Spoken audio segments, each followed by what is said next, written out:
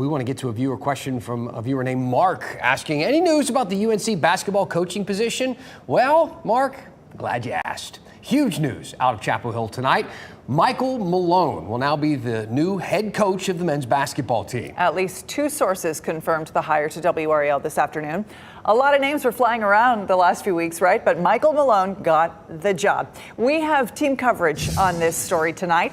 Brian Murphy is here for a live edition of Murph's Turf. How about that? But let's start with WRAL's Eric Miller in Chapel Hill. Eric, you were out there, you were talking to students and fans on campus. Are they surprised by this hire? Do they support it? What are the vibes there tonight?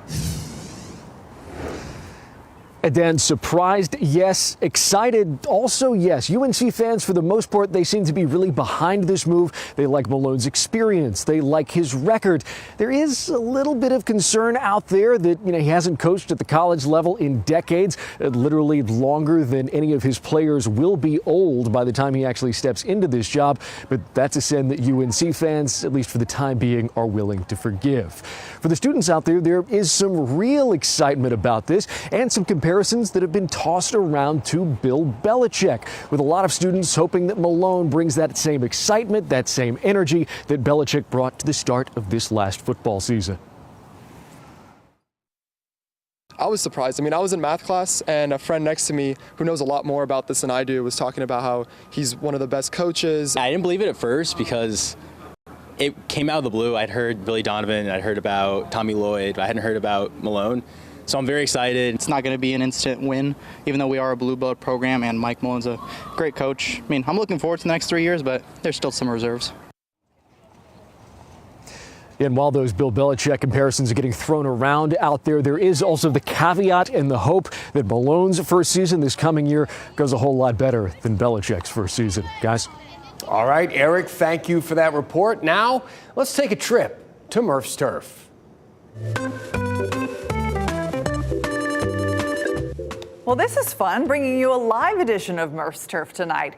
Murph, UNC finally has its new men's basketball coach, Michael Malone. Let's start with the basics. Who is Michael Malone? Well, he's a very accomplished NBA coach. He served for 10 years as the coach of the Denver Nuggets. A lot of that time with Nikola Jokic.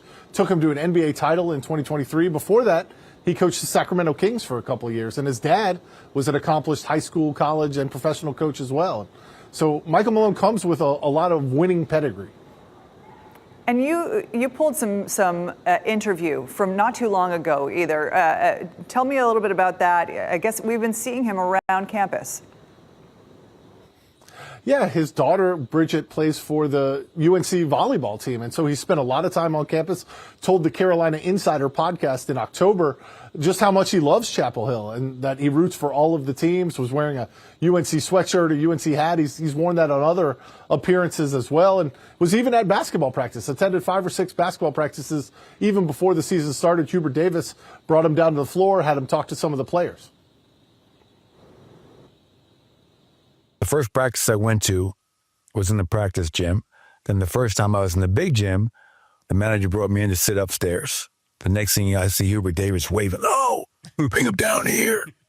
So then I was sitting on the floor. And I thought, this is nice. I had no idea what that meant, though, until I went to dinner with Pat Sullivan. And he said, hey, that's a really big honor. Because I didn't coach here, I didn't play here, I didn't graduate from Carolina.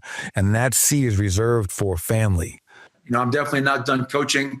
Coaching is in my blood. I got that from my father. And I'm excited to get back coaching on those sidelines and teaching once again. I can't help it, but maybe we should have seen this come. Go ahead, Murph, go ahead. Maybe we should have seen this coming, Ashley. Yeah, maybe we should have seen this coming. Talking to the basketball team, wearing all the gear, saying he's not done coaching yet.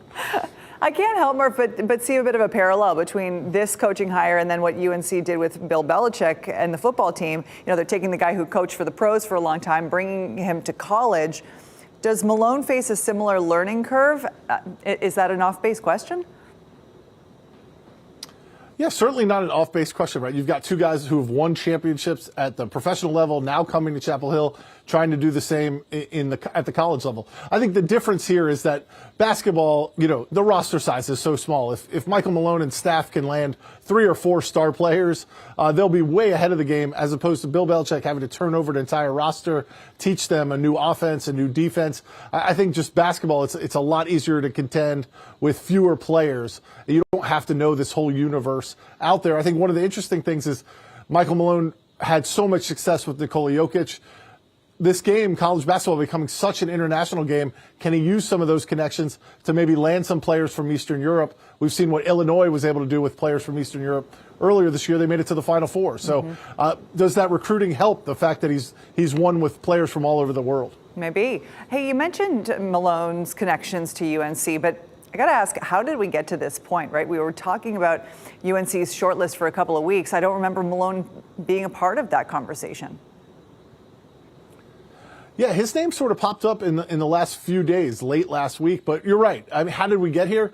Well, UNC fired Hubert Davis, and I think everybody thought they were going to land one of the biggest coaches in the game, whether that was Tommy Lloyd at Arizona or Dusty May at Michigan or Billy Donovan with the Chicago Bulls. And then there was sort of a second tier of guys like McCollum at Iowa, Grant McCasland at Texas Tech, even Scott Drew's name at Baylor. He's won a national title. He came up. I think what we're seeing is how hard it is to move coaches in this NIL era. If you've got an administration that backs you, you've got a large buyout, and you've got a huge NIL budget, there's no reason to try to recreate what you've done in Iowa or what you've done at Arizona here at North Carolina. There's just stay where you are, keep the good times rolling rather than try to rebuild. We've seen it at Indiana.